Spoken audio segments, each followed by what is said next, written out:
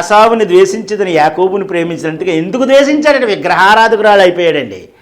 వాళ్ళే ఎదోమీలు, వాళ్ళే అమలేకీలు, వాళ్ళే వ్యతిరేకంగా తయారైపోయింది. ఒకే కుటుంబంలో ఉన్న వాళ్ళే, కానీ ఒక జనాంగం అలాగే వెళ్తుంది, ఒక జనాంగం ఎలాగ వెళ్తుంది. ఒక జనాంగం ఇశ్రాయేల్ జనాంగంగా యాకోబు పిలవబడుతుంటే ఎదోమీయులుగా దేవునికి వ్యతిరేకంగా వీళ్ళు పిలవబడుతున్నారండి.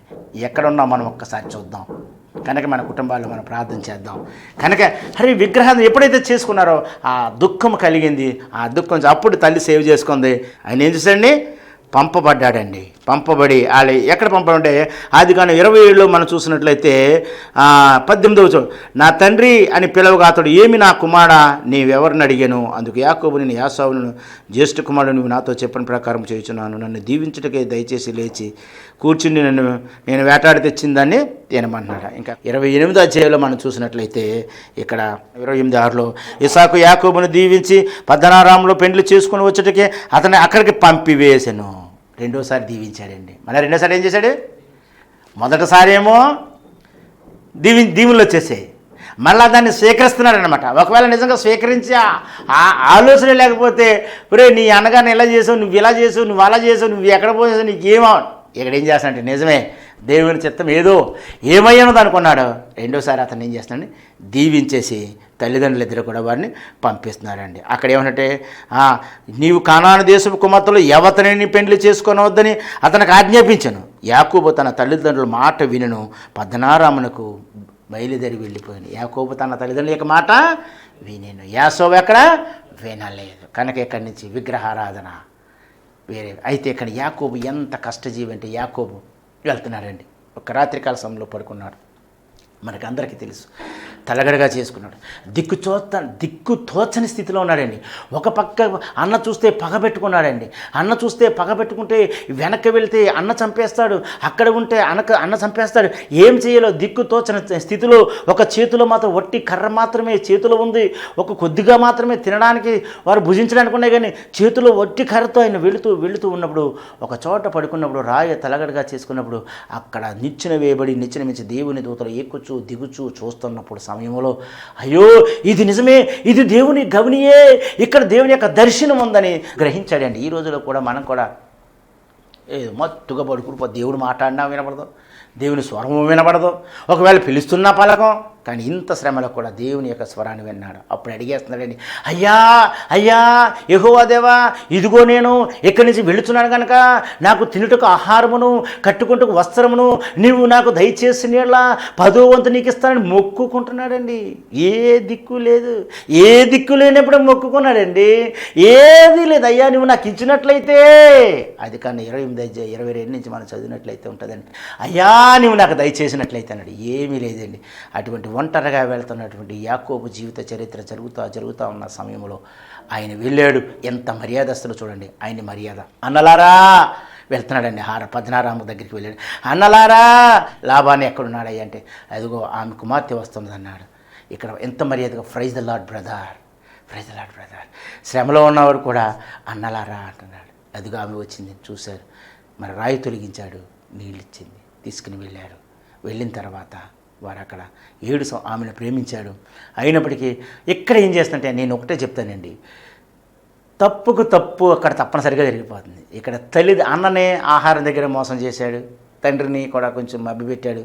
ఇక్కడ ఏం జరిగిందంటే మరి వివాహం విషయంలో రాబోయేకి అదేంటాను, మంచిగా ఉంటే 10 ఖాతాలు వస్తాయి, చెడుగా ఉంటే 10 ఖాతాలు పోతాయి. లోక సంబంధమైన జీవితానికని పరలోక సంబంధమైన జీవితానికి లింక్ పెట్టద్దు. నమ్మకంగా చేస్తే మరింత నమ్మకమైన పనులు వస్తాయి, అపనమ్మకంగా చేస్తే 4 పనులు పోతాయి. నమ్మకంగా చేయి ఎక్కువ పనులు వస్తాయి, అపనమ్మకం అయితే ఉన్న పనులు ఊడిపోతాయి. అంతే. దీనికి దానికి దేవుడు లింక్ ఎట్టుకును. నువ్వు మోసగాడమంటే నువ్వు మోసం చేసి పని చేస్తే మోసంగానే పోతావు. దీనికి తీసుకెళ్ళి దేవునికి లింక్ ఎందుకు ఎట్టుకెళ్తావు? నువ్వు నమ్మకంగా ఉండు. నేను ఒకప్పుడు అలాగే తెలియని పనులు చేస్తుంటే ఖాతాలు ఉడిపోతుండే. అయ్యి బాబాయ్ ఇది కాదు నేను దేవుళ్ళు నమ్మకంగా ఎదుగుంటాను, నేను దేవుళ్ళు నమ్మకంగా పనులు అందులో నమ్మకం ఉంటే ఇందులో దేవుళ్ళు నమ్మకం ఉంటే విస్తారమైన పనులు చేయగలరు. దీనికి నీ పర్లేదు నేను ఈతగా జీవించాను, నేను ఖచ్చితంగా నీ ఖచ్చితం లేకపోతే నువ్వు నాశనం అయిపోతావు. నువ్వు ఖచ్చితంగా లేకపోతే నువ్వే పోతావు. ఈ ఖచ్చితానికి దేవుని ఖచ్చితానికి లెక్క పెడతావు. నువ్వు ఎప్పుడు దేవుళ్ళు ఉండు, అది ఖచ్చితం. నువ్వు ఎప్పుడు క్రీస్తుని విడిచిపెట్టుకుంటే అది ఖచ్చితం. నీకంటే నాకంటే లోకంలో చాలామంది ఖచ్చితంగా నీతిగా జీవిస్తున్నారు, కానీ యేసు రక్తం మందు యేసునందు వారు విశ్వసించట్లేదు. మనకనే వారికి తేడా. కానీ ఇక్కడ యాకోబు చేసిన మోసానికి యాకోబు గారు ఏం చేశారంటే ఇక్కడ చేసిన మోసానికి అక్కడ 7 సంవత్సరాలు ఉన్నాడు. మరి మామగారు ఏం చేశారంటే చిన్న కుమార్తెను రాహేల్ని ఇస్తానన్నాడు. రాహేల్ని ఇస్తానని రాత్రికాల సమయంలో వివాహం జరిగినప్పుడు ఆయన ఏంటి పని, అయ్యో నా ప్రభువా నా భగవంతుడా నేను చేసిన శిక్ష నా మీదకి ఇచ్చావని ఆయనకి యాకోబు ఎంత బాధపడి ఉంటాడో, ఎంత ప్రార్థన చేశాడు. తెల్లారింది మళ్ళా మాయా ఏటి పని అంటే, ఏమయ్యా మరి పెద్ద కుమార్తెను కాకుండా చిన్న కుమార్తెని ఇలా ముందు పెద్దవాడు పెళ్ళి అవ్వాలి కదా అన్నాడు. మళ్ళీ ఇంకొక 7 సంవత్సరాలు చేశాడు. అక్కడ 14 ఏళ్ళు అయింది. మళ్ళీ 6 సంవత్సరాలు కష్టపడ్డాడండి. 20 సంవత్సరాలు అయిన తర్వాత దేవుడు మాట్లాడాడు కదా, ఆదికాండం 18 నీ వెళ్ళు తిరిగి నీ తల్లిదండ్రులు నీ తండ్రి ఎద్దకు నేను పంపిస్తానన్నాడు. అలా ఆ విధంగానే తండ్రి ఎద్దకు పంపిన మళ్ళీ వచ్చింది. కష్టపడ్డాడు. 6 సంవత్సరాలు కష్టపడి 20 సంవత్సరాలు అయింది. ఈ లోపల ఇతను మరి ఆ యాకోబుని అనేక పర్యాయములు ఆ లాభాన్ని కూడా మోసం చేయడం. ముందు ఏమంటే నువ్వు రావడం వల్ల నేను ఆశ్రయించబడ్డా అన్నాడు. రాను ఆ బామ్మద్దులంతా తినేసి సోమవారపోతులు అయిపోయారు. బాగా అక్కడ పొలం అంతా కాసి గొర్రెలు అని పెద్దవి చేసి తెస్తుంటే బామ్మద్దులు ఏముందంటే ఈడెవడో ఒక్కడగా వచ్చాడు మన మీదకి ఎలాగ అయిపోతాడని చెప్పి అక్కడ ఆలోచన పెరిగింది, అసూయ పెరిగిందండి. పెరిగినప్పుడు అయ్యా మీరు నాకు జీతం మరి పెంచుతానో పెంచలేదు, నువ్వేం చేసావంటే అయితే పెంచే మచ్చలు కలిగి నాకు మచ్చలేని నీకు అన్నారు. అయితే దేవుడైన యెహోవా ఇక్కడ మళ్ళీ ఏం చేస్తున్నాడంటే నిర్బంధించే కట్టి నీటిలో యాకోబు పెట్టినప్పుడు ఆ యొక్క గర్భాన్ని ధరించి యాకోబుకు మందలు ఎక్కువైపోయాయి. ఎందుకంటే వాగ్దానం చేశాడు నిన్ను దీవించమని, దీవిస్తాను ఆశిస్తాను, నీ వెళ్ళు నేను తిరిగి రప్పిస్తాను అన్నాడు. ఒంటరిగా టక్క దేవుడు దీవించాలంటే సంవత్సరాలు అవసరం లేదండి. 2 yearsలో మొత్తం లక్షాధికారి కోటీశ్వరుడు అయిపోయాడు. 2 సంవత్సరాలు కనిపెట్టాడు, ఓర్పు పెట్టాడు. అడుగుతున్నాడు మాంగారికి ఇద్దరు కూడా దెబ్బలాడుతున్నాడు. అయ్యా నేను మంచుకు తడుచుతూనే వానకు తడుచుతూనే మంచుకు తడుచుతూనే ఎండకి ఎండుతూనే నేను ఎంత బాధపడ్డానో కదా, నీవు కాదు దేవుడేనని దీవించాను. నిజం ఈ రోజులో మన క్రమం ఎంతో ఓపికతో వేళ ఎన్నేసి ఏళ్ళ నమ్మకం కూడా రేపు వచ్చిన రాదు. 20 సంవత్సరాలు పడుతుందండి మనం ఆశీర్వదించబడాలంటే. కనీసం 20 ఏళ్ళు పడుతుందండి. నాకు 20 సంవత్సరాల కదా ఏమి ఉండేది కదండి. ఒక పాకలో ఉండేవాడిని. ఒక పాక, మురికి, కాళ్ళకు జోరు, కొదువ, సైకిల్ కొదువ. ఈరోజు దేవుడు బళ్ళు, కారు, ఇవన్నీ ఎక్కడొస్తే తెలుసా? ఒక్క 2 ఏళ్ళ నుంచే దేవుడు దీవించాడండి. ఒక్క 2 years 3 years నుంచి. ఆ 3 years కూడా ఎలాగో కూడా చెప్తాను నేను.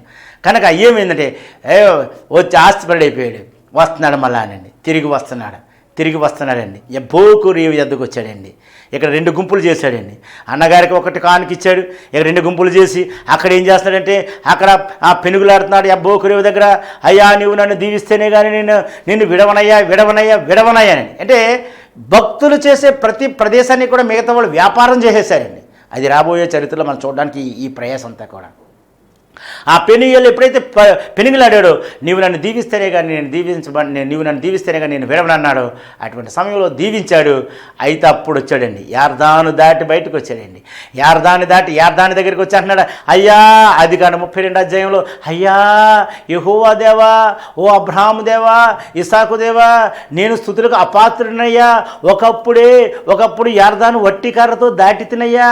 ఇప్పుడైతే నీవు నన్ను 2 గుంపులుగా అధిపతిగా చేసివయ్యా, ఎంత గొప్ప దేవుడు నాయనా అని అక్కడ ఆయన 20 సంవత్సరాల కిందట ఆ యొక్క లేమరకమును, ఆ యొక్క కష్టాన్ని, ఆ బాధని కూడా ఆయన గుర్తు చేసుకుని దేవుడైన యెహోవా దగ్గర ఆయన ఏం చేస్తాడంటే ఆ యబ్బోకు రేవు యువతలు ఉండి దేవుణ్ణి స్తుతిస్తున్నాడు.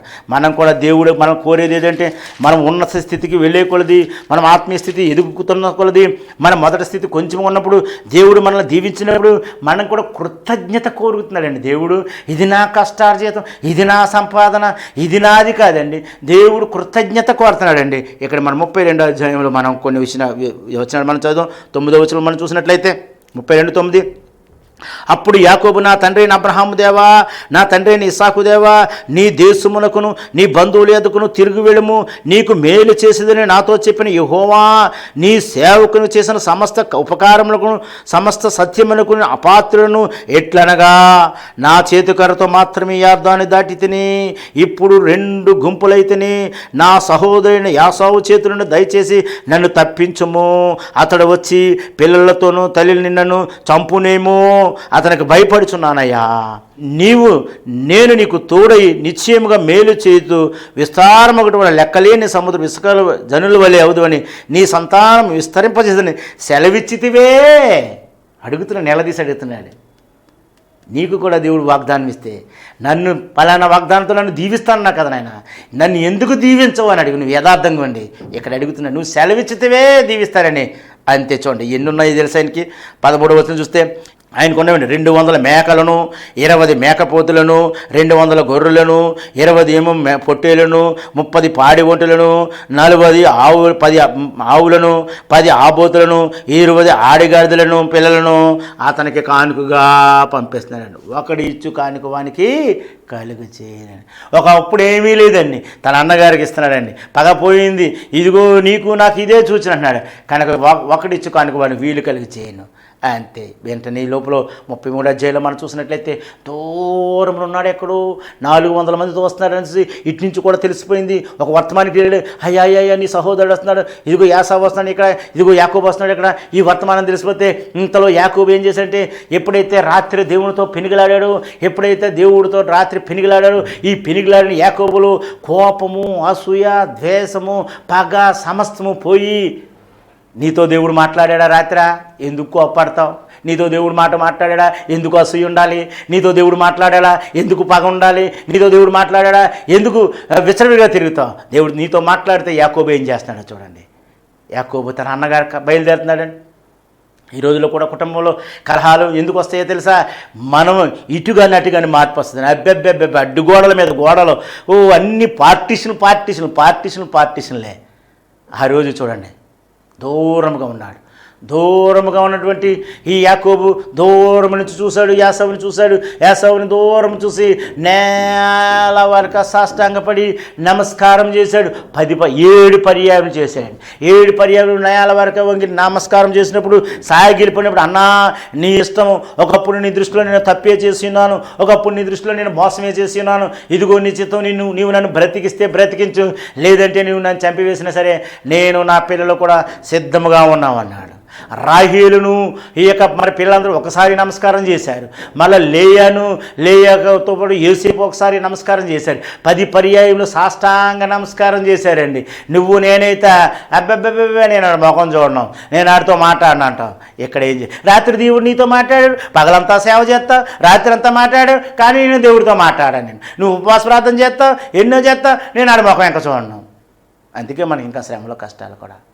ఆలోచించండి, చరిత్ర ఎందుకు పెడతాడు మనకి? వాళ్ళ పడ్డ కష్టాలు మనం పడకూడదని. యాకోబు ఏం చేశాడంటే కబులిగించున్నాడండి.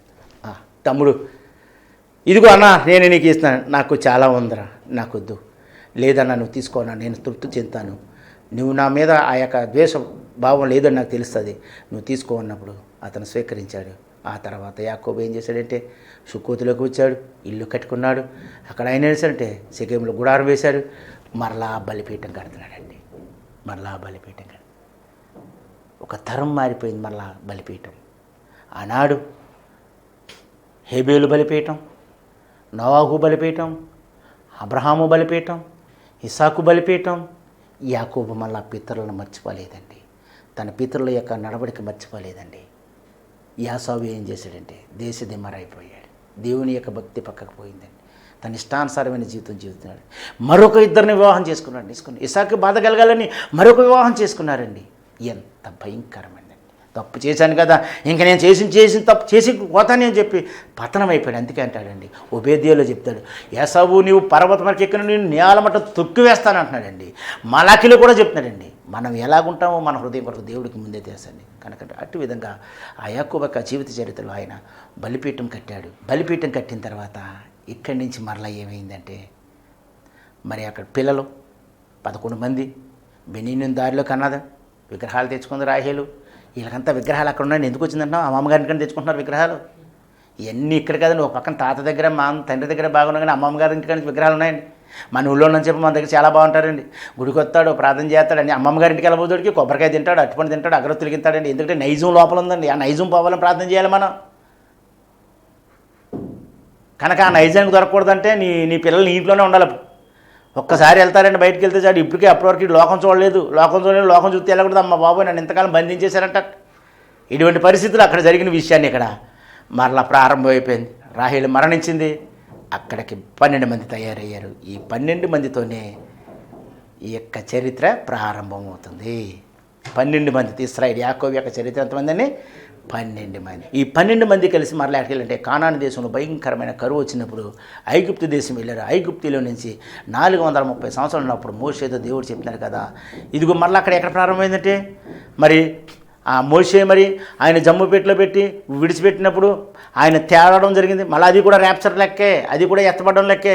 40 సంవత్సరాలు అవుతుంది. సుమారు 40 సంవత్సరాలు అయిన తర్వాత ఆ మోషేకి మరల ఏంటంటే ఒక ఐగుప్తుని చంపివేసినప్పుడు, ఈ ఐగుప్తుని చంపివేసినప్పుడు ఐగుప్తులు చూసి మరి ఇశ్రాయేల్కి వాళ్ళకి గొడవ వచ్చినప్పుడు మరలా ఐగుప్తుని చంపినట్టు నన్ను కూడా చంపుతావని ఎప్పుడైతే అన్నారో అప్పుడు ఇతను మోషే మళ్ళీ ఎక్కడ పారిపోతున్నాడండి? మిద్యానుకు పోతున్నాడండి. మిద్యాను ఎందుకు పోతున్నాడు? మిద్యానే ఎందుకు వెళ్ళాలా? అబ్రహాం గారికి శారా చనిపోయిన తర్వాత మరలా కెతూరాని వివాహం చేసుకోడు. జిమ్రాము, యక్షాము, యాతాము వీళ్ళంతా కూడా అండి. జిమ్రాము, యక్షాము, యాతాము, మిద్యాను. ఈ మిద్యానులో 6 కుటుంబాల మీద 6 దేశాలు, 6 ఊళ్ళు, 6 గ్రామాలు అనమాట. ఆ రోజులో ఎవడి పేరు పెడితే ఆడిదే గ్రామం. ఈ రోజుల్లో కూడా మున్సిపల్ ఆఫీసులో మనం కొంత డబ్బు కట్టామనుకోని మా వీధికి నా పేరు పెట్టామని పెట్టేస్తాడు. అప్పుడు కూడా ఆ విధంగా ఉండేదన్నమాట, వాళ్ళే పెద్దలు కనుక ఆ విధంగా ఇక్కడ మిద్యాను పోయాడండి. మిద్యాను పోయిన తర్వాత మరలా అక్కడ 40 సంవత్సరాలు ఉన్న తర్వాత అక్కడ మందన కాస్తున్న సమయంలో అంటే ఇక్కడ ఏమైపోయింది? ఇక్కడ ఇశ్రాయేల్ ప్రజలకి సుమారు 490 సంవత్సరాలు ఏమి లేదు.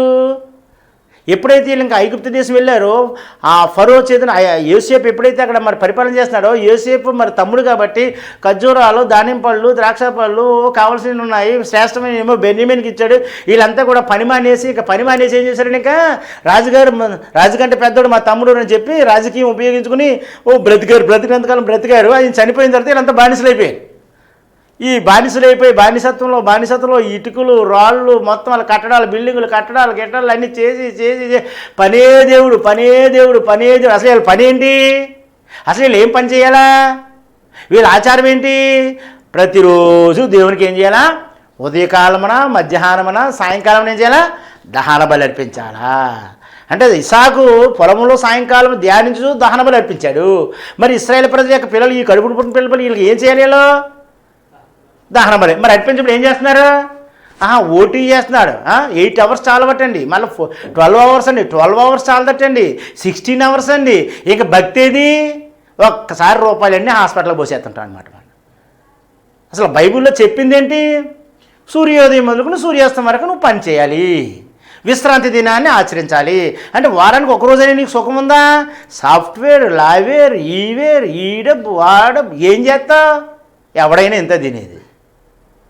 కనుక దేవుని సమయం ఇస్తున్నావా? ఇవ్వకపోవడంలో అనారోగ్యం అనమాట.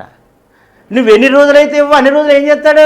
అప్పుడు వస్తాయి నీకు fasting price 40 days, 30 days, 20 days. అంత అవసరమా? పని చెయ్యి, బ్రతకడానికి కావాల్సిన చెయ్యి. కానీ అధికంగా చేసి దేవుని మానేస్తే నష్టాలు ఎవరు తీరుస్తారు? సంపాదించినంత హాస్పిటల్స్కే, సంపాదించినంత పెట్రోల్కి, సంపాదించినంత సెల్ ఫోన్కి, సంపాదించినంత ఇంక ఇదే పరిస్థితి అయిపోయింది. మన లిమిట్స్లో మనం ఉండి నువ్వు దేవునికి ఇవ్వాల్సిన సమయం దేవునికి ఇస్తే ఎందుకు వస్తాయి సమస్యలు? రావు. కనుక మనం ఆ విధంగా ఇక్కడ వీళ్ళు చేయవలసిన పని. అప్పుడు ఇందులో మళ్ళీ దేవుడు మోసేది ఏం చేశాడు? ఓ నాయనా, సుమారు మేము 390 సంవత్సరాలు ఎదురు చూశాను, ఏ ఒక్కడైనా నాకు ప్రార్థన చేస్తారు, బలిపీఠం కడతారని, కనీసం ఏమీ కనబడలేదు. అప్పుడు మోసేని దేవుడు ఏర్పాటు చేయించి మోసే పారిపోతే అప్పుడు అగ్నిపోతే ఆయన సేనాధిపతి అగ్ని ఇది ఏమో మండుచా ఉన్నదే చూడడానికి వచ్చాడండి. మోసే నీ చెప్పులు నువ్వు విడివమనండి. ఇదంతా మనకు తెలిసిందే. అయితే ఎప్పుడైతే ఆ విధంగా జరిగిందో ఇక అక్కడి నుంచి వారిని మరి విడుదల చేయడానికి ఒక మోషే అన్నాడు. 3వ అధ్యాయం నిర్గమకాండం. ఏనైనా చెత్త నీ తల్లిదండ్రులు అమ్రాము యాకోబేదులు, నేను నీ అబ్రహాము దేవుణ్ణి, నీవు మరి నీ ప్రజలు విడుదల చెయ్యి. అయ్యా ఎలా విడుదల చేయనయ్యా? ఏ వంకనెళ్ళం? ఎవడింటాడు నా మాట? ఎవడో విండవు? అయితే నువ్వు పని చేయి, యెహోవా దేవునికి బలిపీఠం కట్టాలని చెప్పి నువ్వు విడుదల చేయమన్నాడు. మళ్ళా ఎక్కడొచ్చిందండి వాళ్ళకే? నీవు ఎవరైనా సరే, ఓ క్రైస్తవులారా, దేవుని బిడ్డలారా, నీకు సుఖం సంతోషం కలగాలంటే, ఆరోగ్యం రావాలంటే నువ్వు దేవుని వంకనైనా సరే దేవుని గురించి డైరెక్ట్ నీకు ధైర్యం ఉంటే దేవుని గురించి నేను చర్చికి వెళ్తాను, నువ్వు ధైర్యం లేదా ఆ వంకనైనా సరే నువ్వు వచ్చి నువ్వు రెస్ట్ తీసుకో. కనుక ఆ విధంగా ఇక్కడ వచ్చాడు. ఇదిగో మరి దేవునికి బలి అర్పించాలన్నారు. ఇంకక్కడి నుంచి ప్రారంభం అయిపోయింది. అయితే అక్కడి నుంచి ఏం చేశాడంటే మోషేతో మనకు తెలుసు గోత్రాలను ఏర్పాటు చేయమన్నాడండి. ఏం చేయమనండి? నీవు నాకు 24 అధ్యాయంలో ఆదికాండం నిర్గమకాండం 24 అధ్యాయంలో చూసినట్లయితే మోసే అంటే ప్రజలందరినీ ఏం చేయాలా? ప్రజలందరినీ దేవుడు ఏం చేయాలా? క్రమపరచాలా, వీళ్ళని రక్షించాలా, వీళ్ళని పోషించాలా. ఏమన్నా నేను ఉన్నవాడిని అనువాడిని అన్నాడు. ఉన్నవాడు అనివాడు అంటే ఏమున్నవాడు ఏమనివాడు రైట్ ఉన్నవాడు అనివాడు నీకేం అవసరం నాయనా నాకు ఆహారం కావాలా నేను పోషకుడుగా ఉన్నాను 40 సంవత్సరాలు మన్నా ఎత్తి పోషించాడు ఒక ఫరో వచ్చి మీద పడుతున్నారు ఎర్ర సముద్రం ఉంది ఒక పక్కనేమో ఎర్ర సముద్రం ఒక పక్కనేమో ఫరో సైన్యం అయ్యా రక్షించయ్యా ఇదిగో రక్షకుడుగా వచ్చాడు నేను రక్షించేవాడు పోషకుడు అయ్యా మాకు నాయన నిన్నే ఆరాధించాలి నీ సన్నిధిలో మేము ధ్యానించాలి అభిషక్తుడు పోషకుడు అభిషక్తుడు రక్షకుడు విమోచించేవాడు బలపరచేవాడు బయలుపరచేవాడు శక్తినిచ్చేవాడు సమస్తం ఇచ్చేవాడు ఆయన సర్వశక్తి మంత్రి కనుక ఇవన్నీ నీ అవసరం ఏముందో నువ్వు అడుగైనా అలాగబట్టి నీవు ఇబ్బందులు ఉన్నప్పుడు మనకి భూప్రపంచంలో ఉన్న ఎవరికైనా సరే భోజనం ఆహారము వస్త్రాలు గృహము కావాలంటే అదంతా ఇచ్చే ఆ ధరనిది సర్వశక్తుడైనటువంటి యెహోవా దేవుడి ద్వారా మాత్రమే మనకు వస్తుంది. అలాగని యేసుప్రభుని మానేమంటున్నానా యేసుప్రభు వల్ల నీకేం కలుగుతుందంటే నిత్య జీవము కలుగుతుంది. యేసు రక్తములో ప్రతి పాపములు క్షమించబడును యేసు నామములో దయ్యములు వెళ్ళిపోయాయి యేసునందు విశ్వసిస్తే ఆయన మరణించి తిరిగి లేచాడు నమ్మితే ఈ లోకంలో యెహోవా దేవుడు వాళ్ళ భోజనము బట్ట ఇవన్నీ వస్తాయి కానీ యేసయ్యనందు విశ్వసిస్తే మరణించినను నిత్య జీవానికి వెళ్తాం. అందుకే యేసుప్రభు వారు యోహాను సువార్త 6:29 ఏమంటున్నారంటే ఇదిగో మన్నా తిన్నవాడును చనిపోతాడు నేను ఇచ్చిన రెట్లు తిన్నవాడును చనిపోతాడు నా మాటల యందు విశ్వసించేవాడు ఇక ఎన్నటికి నీ మరణించడు వాడు నిత్య జీవం పొందును. పరిశుద్ధాత్మ దేవా నేను పరిశుద్ధంగా జీవించాలనుకుంటున్నాను నీ వాక్యాన్ని ధ్యానించాలనుకుంటున్నాను యేసుని గురించి తెలుసుకోవాలనుకుంటున్నాను దేవుని గురించి తెలుసుకోవాలనుకుంటున్నాను నిన్ను గురించి తెలుసుకోవాలనుకుంటున్నాను ఆదరణకర్తాత్మ నీవు లోకముని గురించి ఇదిగో పాపముని గురించి ఒప్పింప చేస్తావట కదా ఆ విషయాలన్నీ కూడా తెలియజేస్తాడు కదా ఓ పరిశుద్ధాత్మ దేవా నువ్వు నాకు పరిశుద్ధాత్మ దయచేయి నన్ను కాపాడు నన్ను దీవించు నాకు సహాయం చేయనాయనంటే నేనేదైనా చెడ్డ పని చేయడానికి వెళ్ళినప్పుడు ఆ పరిశుద్ధాత్మ దేవుని అడిగాను కాబట్టి వెనక్కి ఫిల్టర్ పట్టు లాగుతాడు.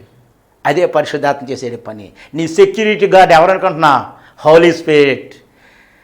నువ్వు సినిమా అయ్యా నేను ఈ సినిమాల పిక్చర్లను వదలపోతున్నాను అయ్యా అనుకున్నావు అనుకో నన్ను విడిపించిన ఆయన పరిశుద్ధాత్మ ఏమన్నా అనుకో నువ్వు బాగా చూస్తున్నప్పుడే నీ స్నేహితులు లేకపోతే ఏ పాస్టర్ గారో లేకపోతే ఎవరో వస్తారు నువ్వంటే ఎవరు ఏ అమ్మాయి ఇంకా మాలేదంటే జీవితంలో ఇంకా దాని దగ్గరికి వెళ్ళవు నువ్వు.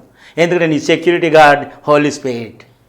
నువ్వు ఎవరైనా ఎంటారో ఎవరైపోయినా చూడాలనుకున్నామో చూస్తున్నావేమో మానలేకపోతున్నావు కానీ ప్రార్థన చేస్తున్నావు కానీ నిన్ను చూసి నిన్ను పట్టించేలాగా ప్రయత్నం చేస్తాను నిన్ను చంపడు కానీ ఇక ఎన్నటికీ వెనక్కి వెళ్ళవు. అదే హోలీ స్పిరిట్ చేసే పని. ఈ 3 తెలుసుకుంటే నీకు ఎంతైనా ఆశీర్వాదమే. మనం అలా కాదు పరిశుద్ధాత్మ తెలుసుకున్న వాళ్ళేమో ఏసైనందు విశ్వసించడం ఏసైనందు విశ్వసించడం యెహోవా దేవుడు అంటే పడదు ఏంటో నాకేం అర్థం అవుతుంది. తండ్రి కుమార పరిశుద్ధాత్మ దేవుడు మనం చెప్తాను ఉంటాం కానీ వ్యక్తిగత బోధ రాబోదుడికి ఒకటే పట్టుకుంటాం. కనుక ఇటువంటి ఇలాగా అక్కడ వాళ్ళు విడిపించడానికి ఏర్పాటు చేయడం జరిగింది. ఈ ఏర్పాటులో మోషే గారిని పిలిచినప్పుడు మోషే అప్పుడు వారిని విడిపించడానికి ఇవన్నీ జరిగినంత ఈ యొక్క నీవు నాకు ఒక మందసాన్ని తయారు చేయమన్నాడు. ఏమన్నాడని మందసమును తయారు చేయి. మందసాన్ని తయారు చేసి మందసాన్ని నువ్వు తయారు చేసి ఆ మందసాన్ని తుమ్మకత్త చేయి దానికి బంగారాన్ని పోయమని చెప్పి నిర్గమకాండ 24వ అధ్యాయంలో చెప్తే ఒక పక్కన ఏం జరుగుతుంది ఇక్కడ మనం చూస్తున్నాం కదా ఇది మందసం. ఇది ప్రత్యక్ష గుడారంలో ఉన్నటువంటి అతి పరిశుద్ధ స్థలంలో ఉన్నటువంటి అతి పరిశుద్ధ స్థలం యొక్క కొలత 10 మూరల వెడల్పు 10 మూరల ఎత్తు 10 మూరల పొడవు. ఇందులో ఏం తయారు చేయమన్నాడు మందసాన్ని ఆయన తయారు చేయమన్నాడు. ఈ మందసము తుమ్మకరతో తయారు చేసి దానికి లోపల వెలుపలను బంగారాన్ని పొయ్యమన్నారు.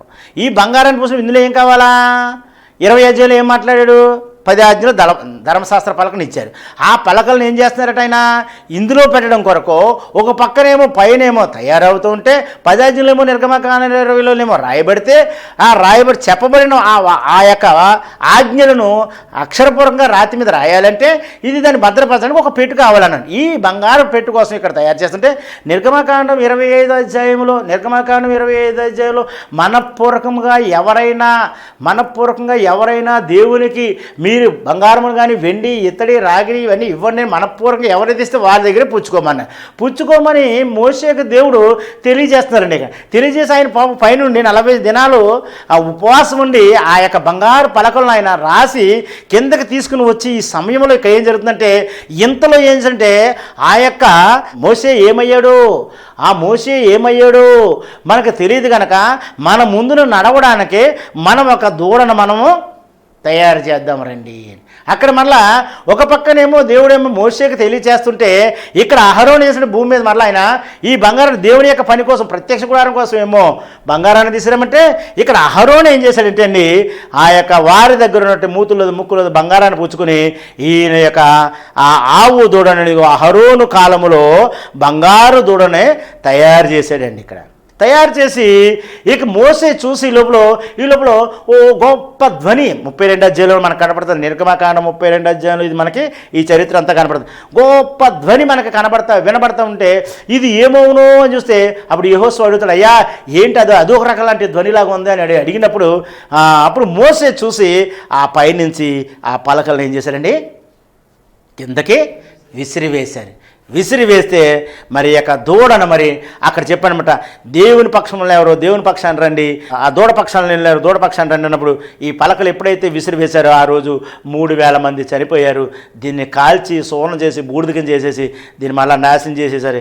అక్కడి నుంచి మళ్ళీ ఏమైందంటే ఈ యొక్క విగ్రహారాధన ఆవు దూడని ఇక్కడ బంగారు దూడని ఇక్కడ తయారు చేయడం జరిగింది. ఈ బంగారపు దూడ ఆ కాలంలో అయిన తర్వాత ఇగో మోసే పలకలు ఇక్కడ పైనుంచి కిందకి విసిరివేయడం జరుగుతుందండి. ఇక్కడ ఎప్పుడైతే ఈ యొక్క బంగారు దూడను తయారు చేసి దీన్ని ఏం చేసినప్పుడు మోస్తున్నారనమాట.